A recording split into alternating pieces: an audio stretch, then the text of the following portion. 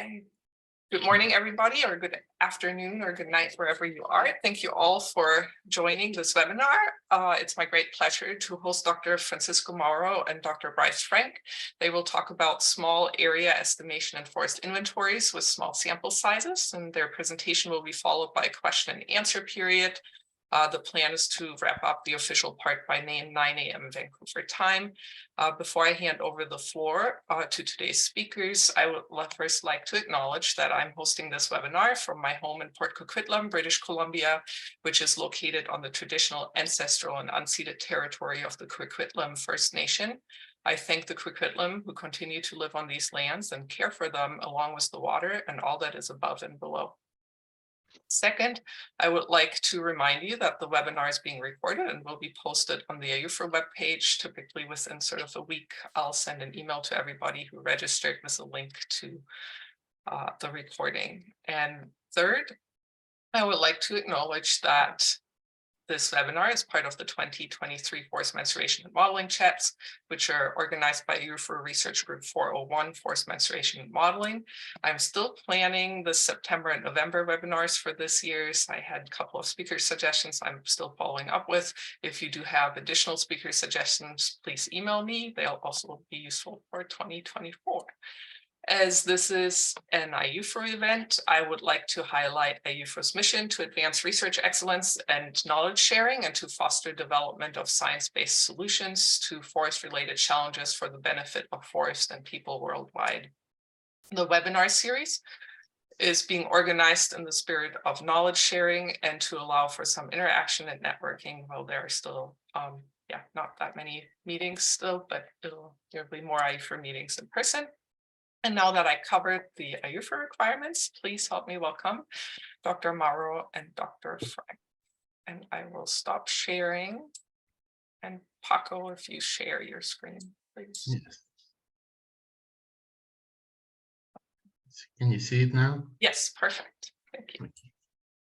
Okay. Let me just adjust that. All right. Hello, everybody. My name is Bryce Frank. I'm a biometrician at the United States Bureau of Land Management, and I'm here with Dr. Francisco Mauro, a research associate at the University of Valladolid, Spain. And we are presenting small area estimation and forest inventories, what to do when sample sizes become small. Next slide. Wait. No. Okay. Just a quick outline. We have just Paco. No. Okay, just to outline here, we have a first section is what is small area estimation, and we'll talk about the history of SAE, kind of in two different contexts. We'll go over some general terminology and concepts, and then we'll jump into two different types of models, the unit level model and the area level model. First, we'll look at the form and structure of those models as they're sort of discussed in a statistical inference, and then we'll talk about some practical examples using a case study in Spain, using some software implementations that are pretty common. And we'll close with some thoughts. So what is small area estimation? I kind of came up with this sort of schematic here on the right-hand side, where we talk about SAE in practice and SAE as a field, which I think are kind of two distinct areas. So SAE in practice is, when people, especially in forestry, are implicitly making estimates of subpopulations all the time, so that we have a very strong need in forestry to make these estimates for subpopulations like stands and counties. This is something that happens dozens of times every single day on this planet, right? So it's a very common thing that we need to do. And sometimes we may understand what we're doing in a rigorous way or maybe not. And what SAE as a field of research does is it is going to it makes formal the task of estimating subpopulations as a formal statistical inference. So it gives us a rigorous understanding of practical methods and a comprehensive framework for identifying and describing SAE concepts. So our goal today is to kind of strengthen this sort of relationship or feedback loop between people doing SAE in practice and understanding SAE as a formal concept from SAE as a field. Next slide. So let's talk a little bit more about SAE as in terms of what it is. Frequently, we have sample sizes that are small and subpopulations of interest. So as an example here on the right, we have sort of a splash page of Johannes Breidenbach and Rasmus Astrup's 2012 small area estimation paper, and you can tell in each domain, here on the left-hand side, they might have 1 to 35 plots in each domain. So that's kind of a common problem we see in forest inventories of different kinds, right? So small area estimation, the term the small refers to the sample size in this case, not so much the area. Always kind of a hurdle to explain, but there you go. So when we have small domain sample sizes, one strategy that SAE typically uses is that it borrows strength from outside the domain to increase your precision or accuracy. So SAE methods are SAE methods are a large family. We have design and model-based methods, Bayesian and frequentist methods, parametric and semi-parametric methods. You have all kinds of stuff, right? And it's impossible to cover everything, of course, and we'll focus today on model-based frequentist methods because they tend to kind of dominate the canonical research. Next slide.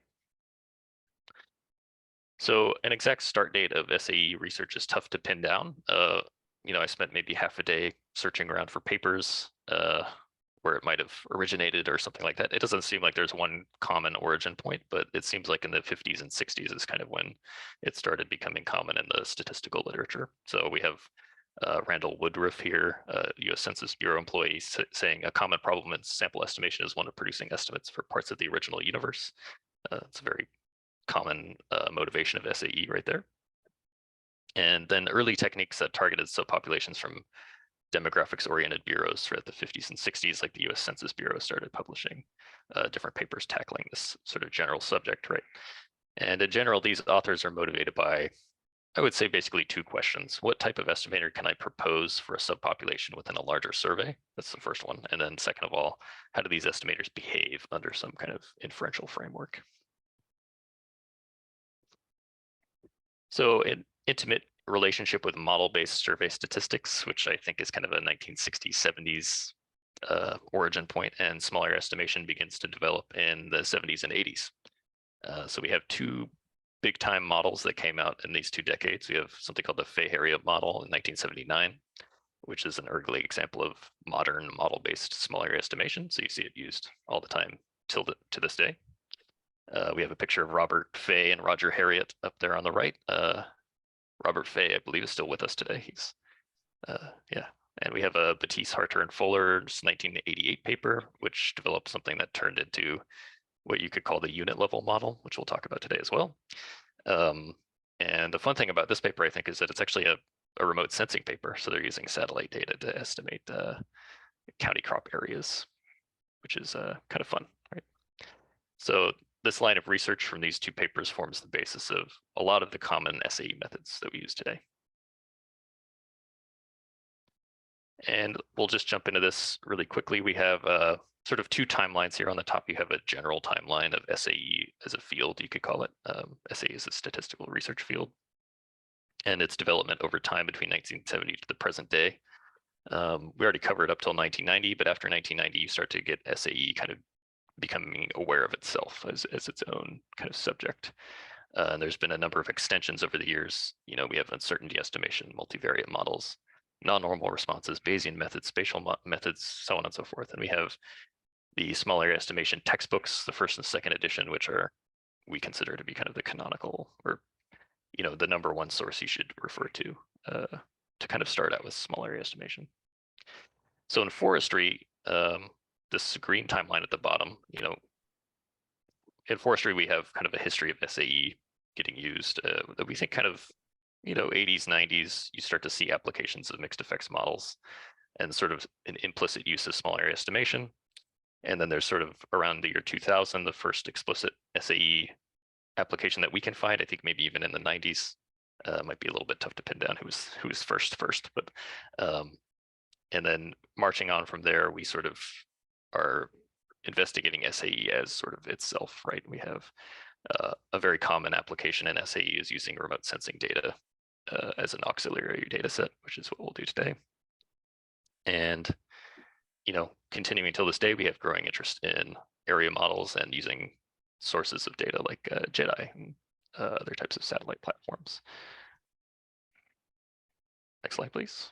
Okay, so we'll cover some general terminology and concepts.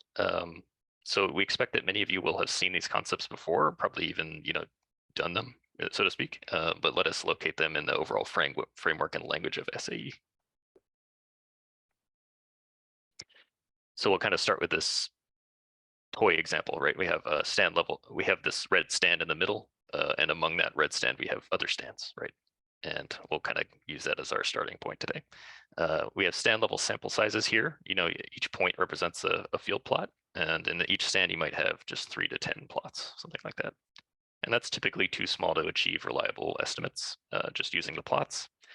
So using small area estimation will equivocate stands with small areas. And what we can do is borrow strength to improve our estimates. So our domain of interest, that's kind of the first vocabulary word or term, is a subpopulation for which an estimate or prediction is desired. And we can also refer to these as small areas in some cases. And an example of this would be stand 1, outlined in red. The second term is direct estimator. And this is an estimator that uses information only from the domain of interest. So for example, we have the sample mean of the 4 plots in stand 1. That would be our direct estimator, right? And we can imagine that this direct estimator is unbiased, but it's probably has a very large variance because of the small sample size. And our notation for today, which we're going to run with for the rest of the slides, is I index is the stand and J index is the unit, which is a field plot in this case. And D will indicate the direct estimator. We have an indirect estimator, which is an estimator that uses information from outside and or inside the domain. So an example of that might be the sample mean of the 36 plots in all the stands, and you use that sample mean to estimate the red stand sample mean. And you can imagine that this guy here has a very small variance, right? Because we have a large number of plots, but it likely has some kind of bias associated with it. And we'll use capital I to show the indirect estimator. And we have direct, we have indirect, we have something called a composite estimator, which is an estimator that's going to combine 2 other estimators using a weighted average. And for example, the weighted average of our direct and indirect estimator would give us this composite estimator indexed with C. So the composite estimator is intuitively appealing. It's basically going to mix 2 estimators that have desirable properties. We have one that's has large variance, small bias, and one that has small variance, large bias, and we can mix them and kind of shore up their shortcomings if we combine them together. So that's the idea by the composite. So why bother with this composite form? It turns out that many SAE estimators take the composite form, which is this guy that you see here, which is just a weighted average between 2 estimators. One, in this case, one's indirect and one's direct. And it's intuitive, right? It's going to mix these 2 guys together. So we would expect that phi, which is going to be a number between 0 and 1, is going to make the mixture in a reasonable way. So what we want to do is find out where phi comes from and see what it looks like. So we're going to do that with our 2 small area models here, the basic unit level model and the basic area level model. Paco will take the unit and I'll take the area. Okay, so now we are going to start with the explanation of the 2 main variants of small area models, and I'm going to take on the unit level model, or Battis-Carter and Fuller model. The key point for the unit level model is that we are going to have information, auxiliary information, and also ground information for population units. As Bryce mentioned throughout the presentation, we are going to use the prototypical example that we use in forestry, or methodology that we use in forestry, which is the area-based approach. And in this approach, we conceptualize our population as a set of pixels that we consider population units. So the pixels are considered population units.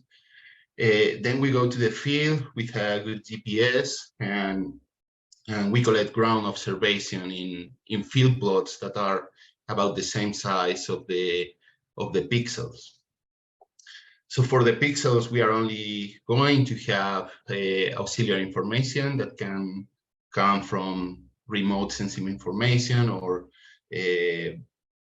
from topographic analysis.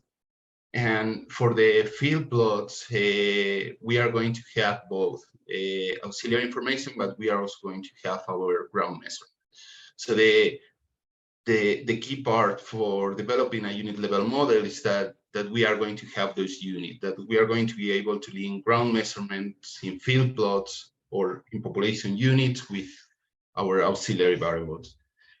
Here is also important to mention that we are explaining the unit level models with the area-based approach, but you don't have to restrict yourselves to that approach. So anytime that you can link auxiliary variables with ground measurements for population units, whatever those units are, you're going to be able to develop a unit level model.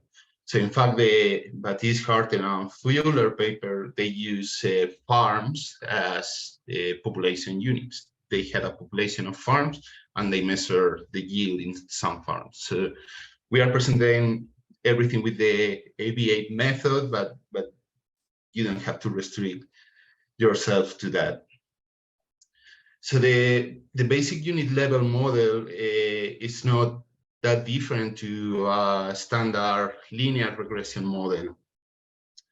So we are going to have a linear predictor, that is the black line on the figure, and that linear predictor is going to explain some variance of the target variable that we want to estimate. The difference between the unit level model and the standard regression model is on the unexplained part. So what we cannot explain with the auxiliary information, so that is the component that is in green in the slide. In the unit level model, we are going to assume that unexplained part is composed of two factors. So the first factor is going to be a small area effect or a stand effect that is going to move that regression line up or down the black line. And then we are going to have some variability or noise around the stand lines. In a normal regression model, we just have the noise, so everything is noise. Here we have a component that is due to the stand membership, and then we have some variability around the stand level regression line. Further, we are going to assume some more structure on the variance components of our model. So we are going to assume that the stand effects, those are the VIs, are going to come from a normal distribution with zero mean and sigma square V variance. And those stand effects are going to be independent of the noise. And the noise is going to be, or the noise are going to come from a normal distribution with zero mean and variance sigma square E. So here you can see what happens as you change the relative importance of sigma square V and sigma square E. So when the variance of the stand effect is large or is small, is close to zero, you just have a normal regression model, and sometimes your model is going to give you predictions that are going to be that are going to underpredict, and sometimes the predictions are going to overpredict. And for all stands, that is going to happen. So sometimes you have predictions above the truth, and sometimes you have predictions below the truth. When you increase when the sigma square V increases, when the stand effects are more important, you are going to come to a situation like the image on the right, where most of the variability is going to come or is going to be due to the stand membership. So if you go and measure one plot in one stand and you see that you are above the model, it's very likely that in other locations in that same stand, the predictions are going, or the observations are going to be above the model as well. So this basically implies some correlation within the stand, and the strength of that correlation is going to be determined by the ratio of sigma square b to the sum of sigma square b plus sigma square e.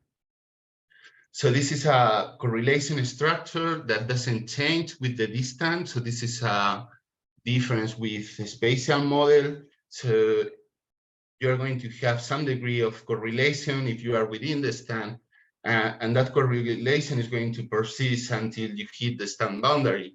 And when you hit the stand boundary, the things are going to be non-correlated.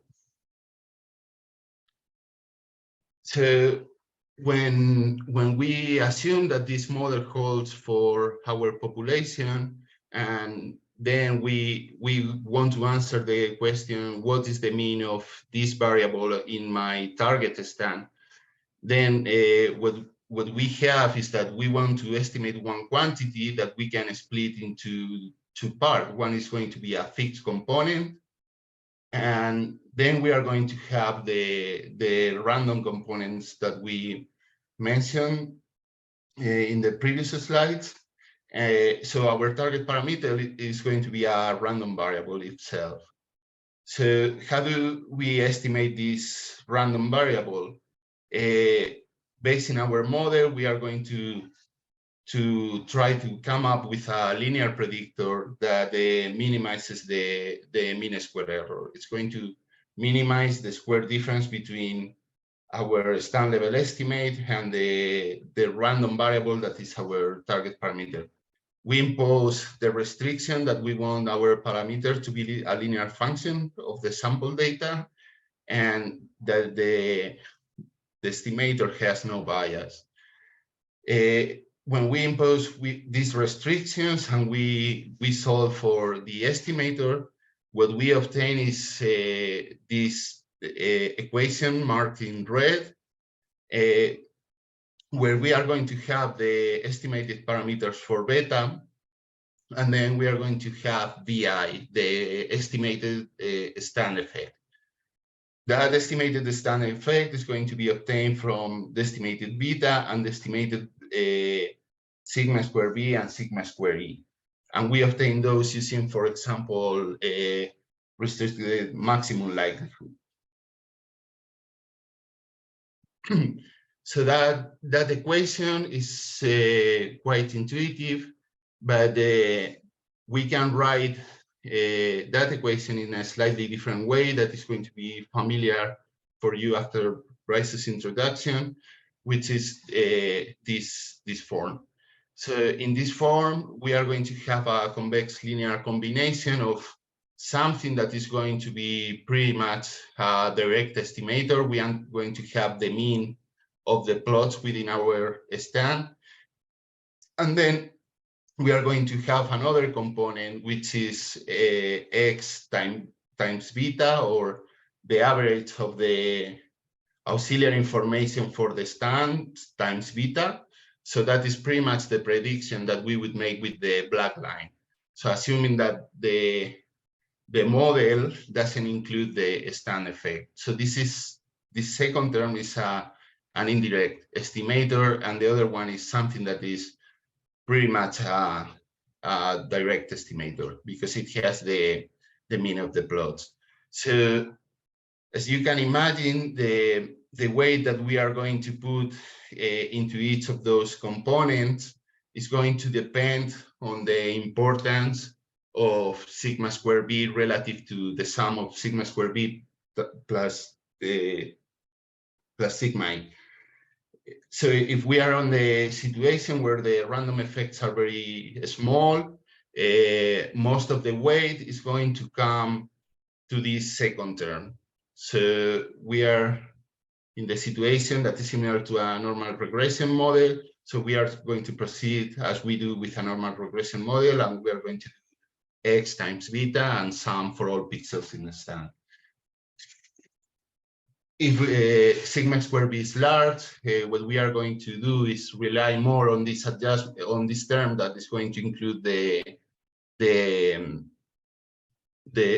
mean of the plots within the stand. It's going to have we are going to put more weight on the direct estimator. So how can we or what can we do when we cannot link the units and auxiliary information? If we are not able to link units and auxiliary information, we cannot develop this unit level modeling. So that is something that happens quite often in forestry. So for example, when we do variable radius plots, or when we don't have a GPS, or when our auxiliary information is aggregated at the stand level, then we cannot apply the unit level model, and we have to find for another solution. Right? Okay, so that other solution is called the area level model, or also called the Fayette model. And area level in this case means that the models are defined for the areas themselves. So in our case, we're talking about stands. So say we're interested in the mean of the pixels of a stand, you know, the mean volume per acre or something, per hectare or something like that. But in this case, we only have access to stand level estimates, or on the other hand, maybe we can't make a geospatial link between the field observation and the population unit, and that link is untenable. So this motivates a different approach, and area level models are that approach that incorporate the uncertainty of direct estimates and enhance them using area level covariates. So let's take a look at this area level model. It's going to combine basically two components. So the first component is a model for the true mean using auxiliary information in a linear model. So here we have mu I, which is the linear predictor plus a random effect like we had before. So the thing is, we can't fit this model because you don't know mu I. That's like the true mean of the model, the unobservable true mean. So we have to come up with some way to fit something, right? And what we do is we basically take our direct estimator. So for example, the sample mean could be a direct estimator. And we place a model on that, right? So we have, in the second option here, we have mu hat DI, which our direct estimator is the sum of mu I plus some random deviate EI, right? So that is the model that we're going to fit. So you can kind of expand that using the third term. But one thing to note is that the EI term is essentially the sampling variance of your direct estimator. So it's, you know, the typical procedure is that you calculate your standard error and square it, right, using kind of classical sampling theory to get the variance of that guy, right? So you combine both of those components and you get this new model here that looks very similar to the old one with some important differences that we'll go over. Go ahead. So just like in the unit level model, we obtain estimates of beta and sigma square v using, for example, restricted maximum likelihood. And, you know, another important thing here is that the area level model can also be expressed as a composite estimator. Listed here, we have, again, this very familiar composite form with phi's weighting both of the estimators. One's direct and one is indirect. And we have the first one is our direct estimator, for example, a sample mean. Again, it has large variance and small bias. And the second element here is an indirect estimator with small variance and likely large bias, which is really just the linear predictor of the stand mean.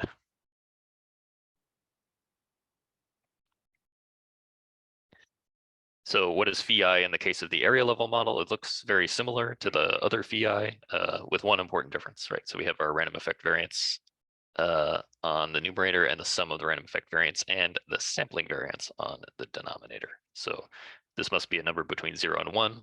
If it's close to 1, the between area variability is large. So we're going to favor the local information from the direct estimator. And it's small when the between area variability is small. So we're going to favor global information, which is the regression model, the fixed part of the regression model. So this solution is the solution that minimizes the MSE for our area level prediction, just like in the unit level model.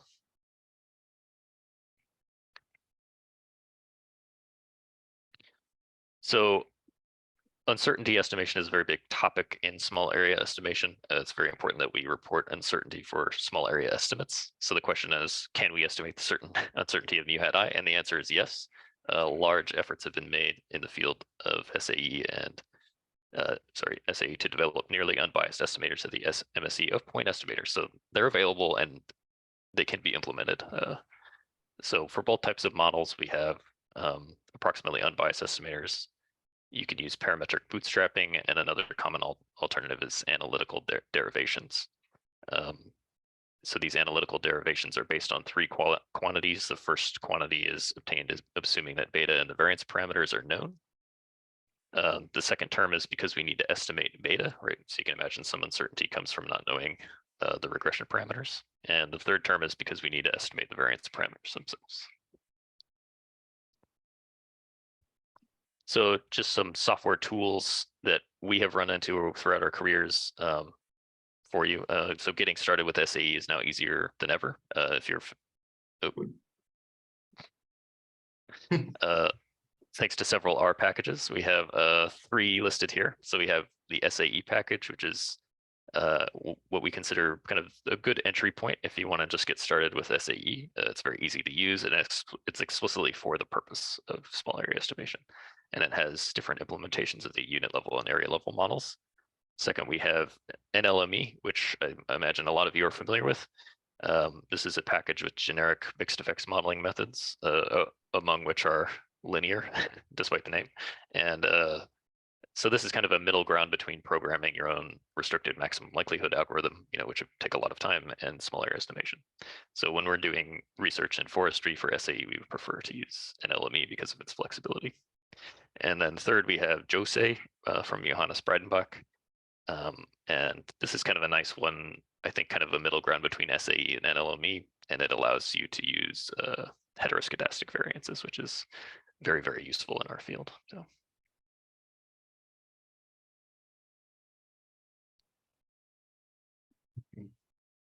So now we are going to present a few or 2 examples of or use cases of unit level models.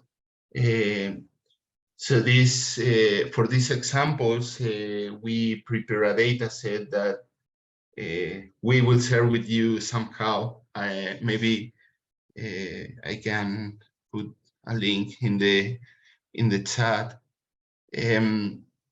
So the data set is a group of forests in Spain, in Valle de Caderechas, and what we want to do is obtain estimates for the stands in this study area.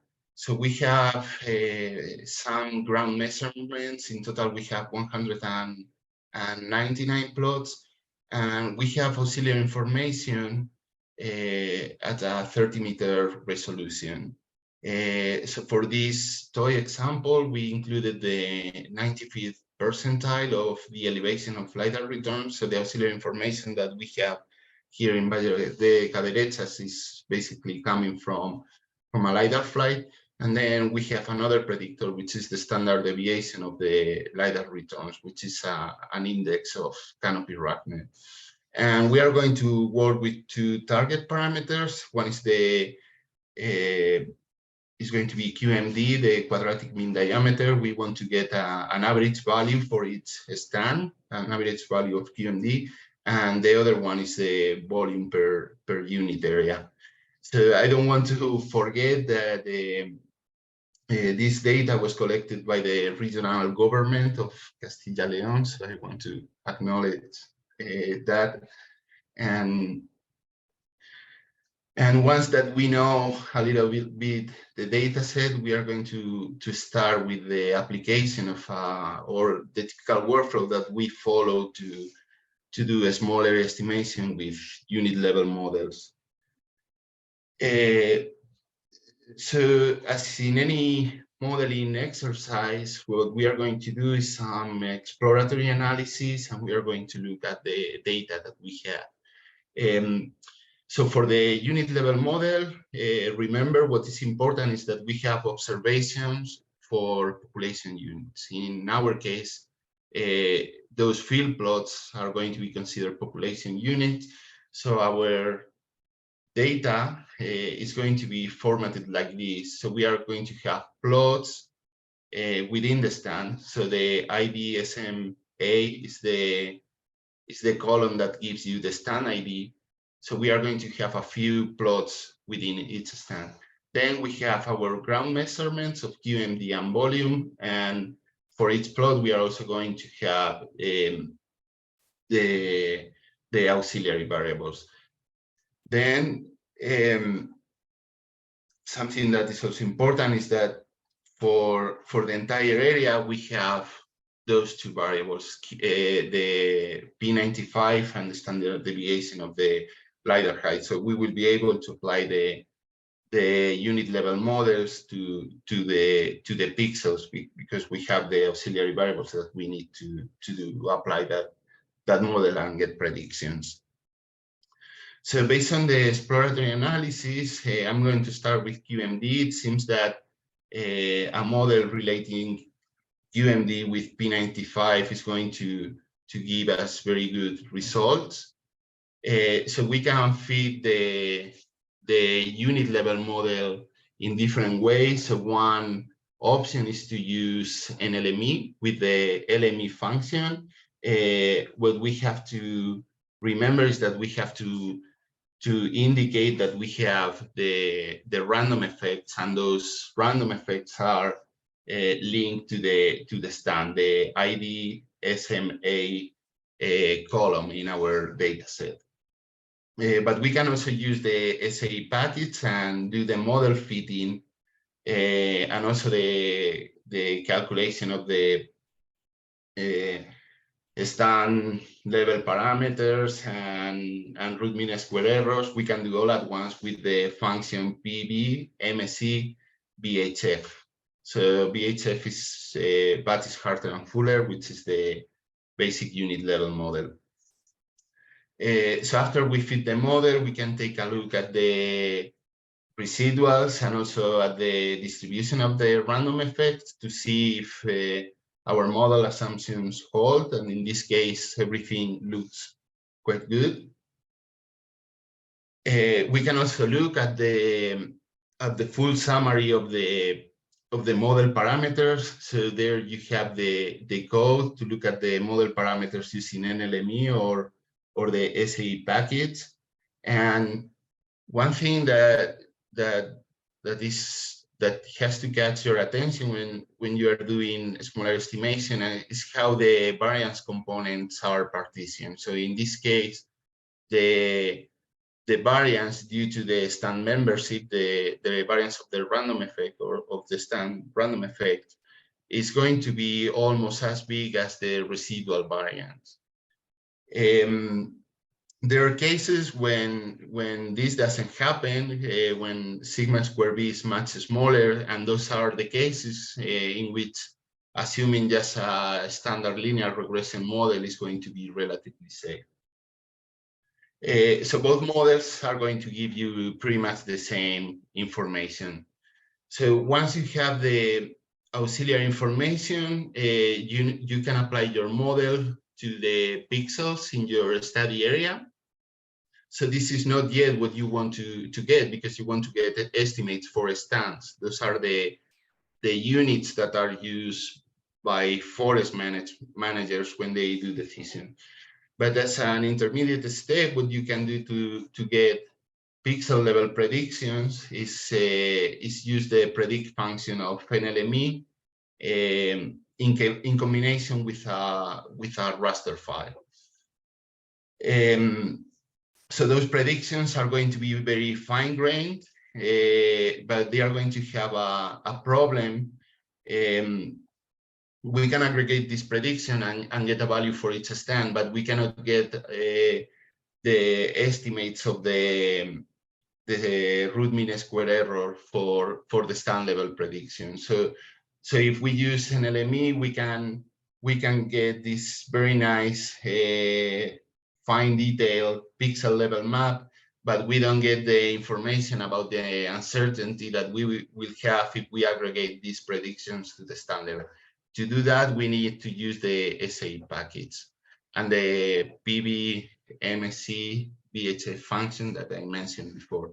So once you do that, the SAE package is going to give you aggregated predictions.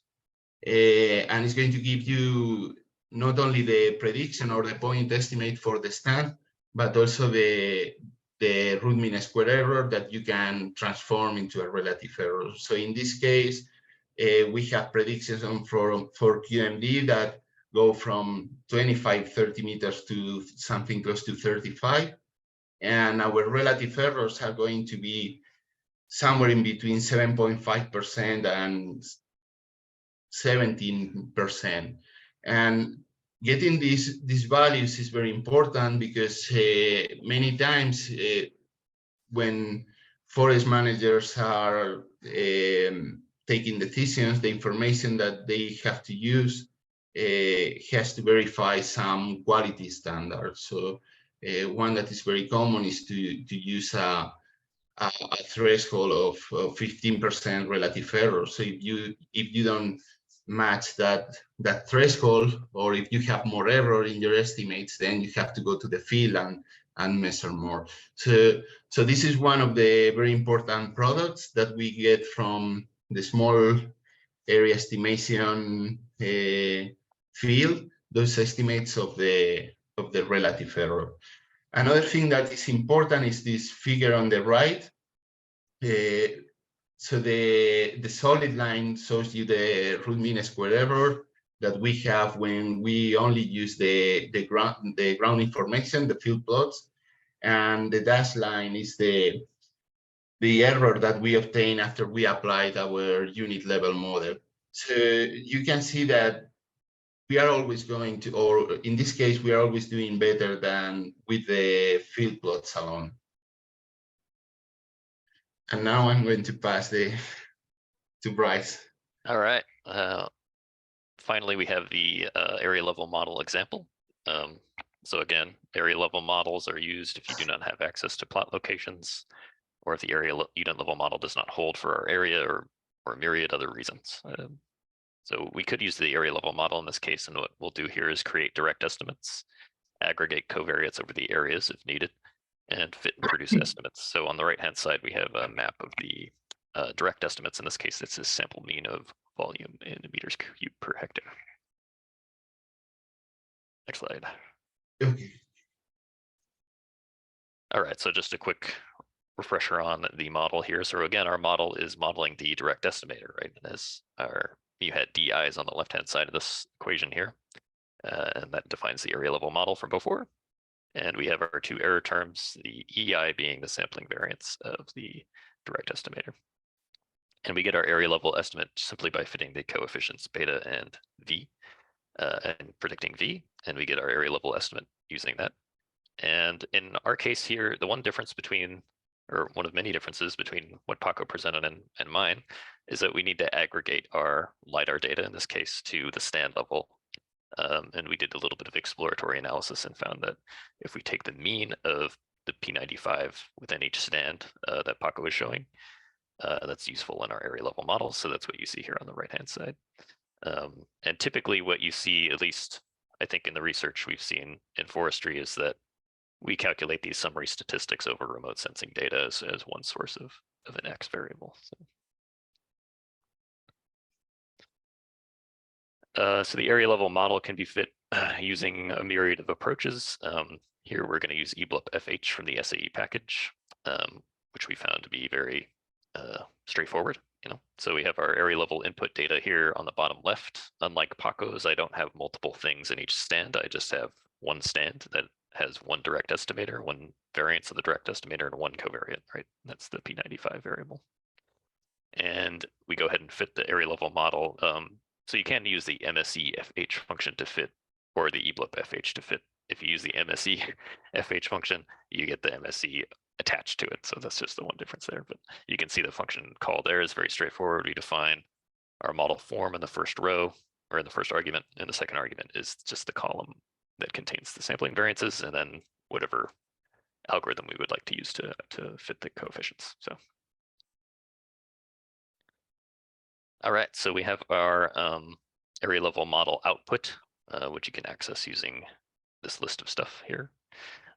It's a little bit less kind of summarized than LME and packages like that, but it's pretty easy to use. So you can get your estimated coefficients here, and you can examine beta hat, and you can examine the random effects variance. In this case, it's quite large. So. All right, and then just very similar to what Paco presented, but using a different model, we get the same stand level estimates, or not the same ones, but we get stand level estimates here on the top left in green, and the relative error, right? And interestingly, the relative error in using my model compared to Paco's is much larger, and that's something we typically see going from unit level to area level models. They tend to kind of wash out a lot of the variability just by aggregating things up. So something to keep in mind. The middle figure here shows the area level estimate compared to the direct estimate. They seem to kind of agree with each other, which is nice. And the figure on the right hand side, again on the sample size on the x-axis and the RMSE of the area level prediction or estimate on the y-axis. So you can see, as our sample size increases, the differences in the RMSE become fairly negligible, but in that 3 to 6 sample size range, we're getting very important reductions in root mean squared error. Well, now we are going to close the presentation with some thoughts based on our experience. And the first thought is that we still think that the smaller estimation is in the research domain. That is probably because the understanding the models and tools requires some literacy in statistics, and it's not something that is going to be super automatic. Getting or to start moving with these small estimation things are going to require several things that require some time. If you want to get into the details of all the theory, especially if you want to go to the mean square error estimation and the uncertainty estimation, that is going to be even more involved, and you are going to need even more literacy in statistics. Another problem of the SAE for practical applications is that it's something that is purely model-based. So you have to rely on a model, and that makes things not to be automatic. So you have to fit the model, you have to look at the model, and you have to validate the model. So how can a smaller estimation enter the applied space?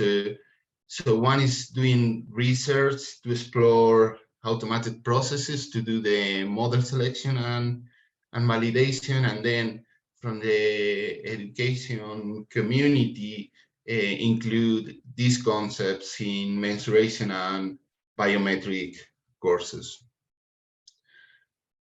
So I'm going to elaborate a little more on the need for model validations.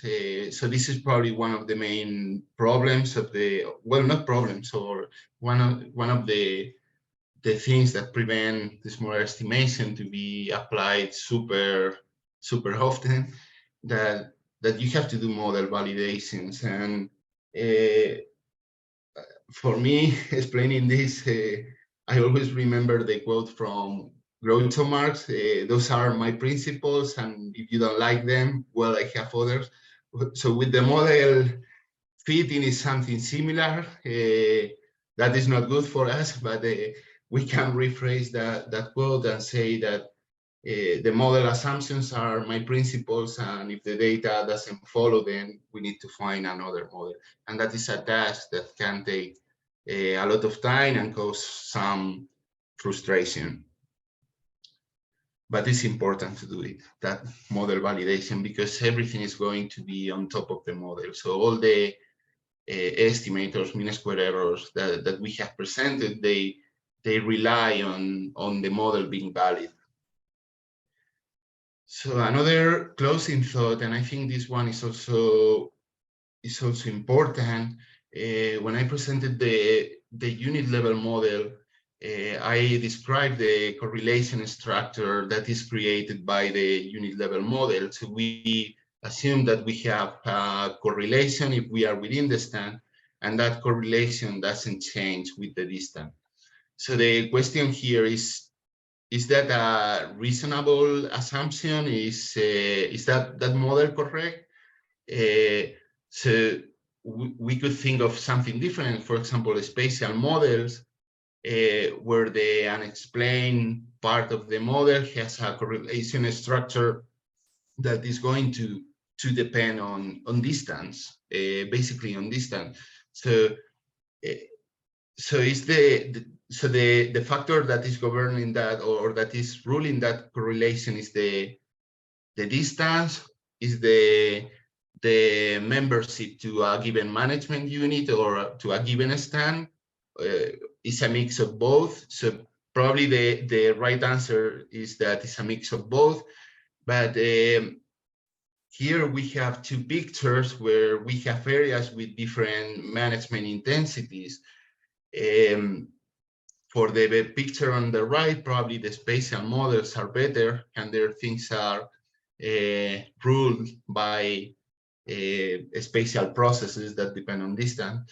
But at least for me, for the picture on the left, it seems that what is making things different is the management, is the membership to a given stand that is going to have a common history of management, of probably thinnings or treatment. So this is something that is also important to think about when we work in the small area estimation problem, in which situation we are. If we are on the left, probably we are better with the techniques that we presented today. And if we are on the right, maybe other types of models are better.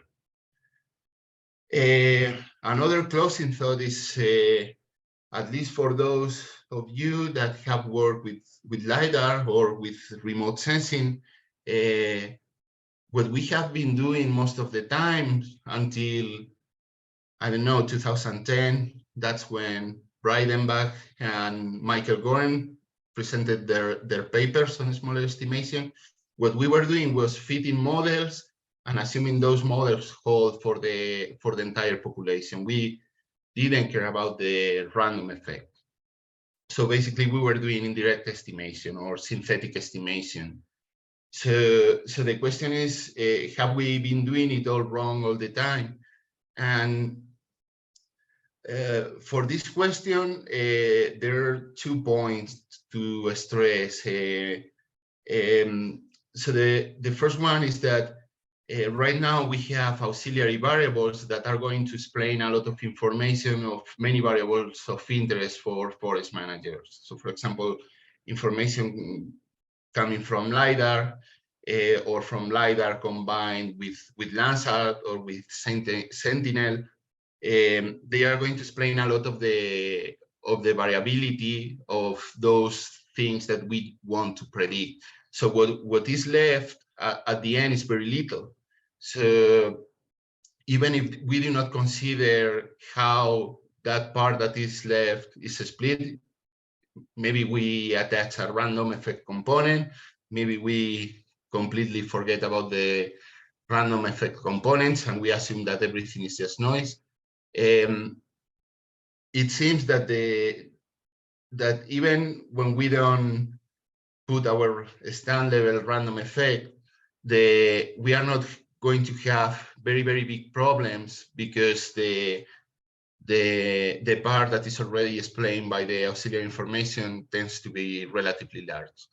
So maybe the answer for the question is no, that we have not been doing it all wrong, but or not very wrong.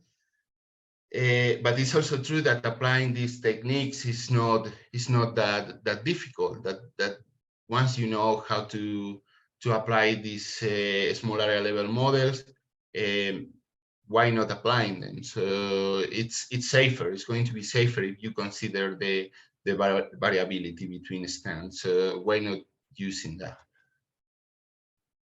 And that is our last thought. So I just want to say thanks for your attention, and now we are open to questions. Thank you, Paco and Bryce. Just for a moment, I will share my screen real quick and close the meeting before we open it up to questions and folks can leave. So I would like to bring your attention to the already scheduled meeting for October 24th. Stella Britt from Aqua from Ghana will talk about the assessment of deforestation, forest degradation, and community resource management areas in the Northern Savannah Zone. How do you register? You can subscribe to the Division 4 mailing list. Also, the webinar informations will be posted on the IUFRO calendar. If you have speaker suggestions for the September and November meetings, please email me. And with that, thank you very much for your attention. And we'll see you at the next IUFRO meeting. Bryce and Paco, because it is 9:01, so feel free to leave. But if you do have questions, stick around for questions for Bryce and Paco, and join me in thanking them for their great presentation and for sharing their data examples. I'll make sure those also get posted along with the video recording. So thank you.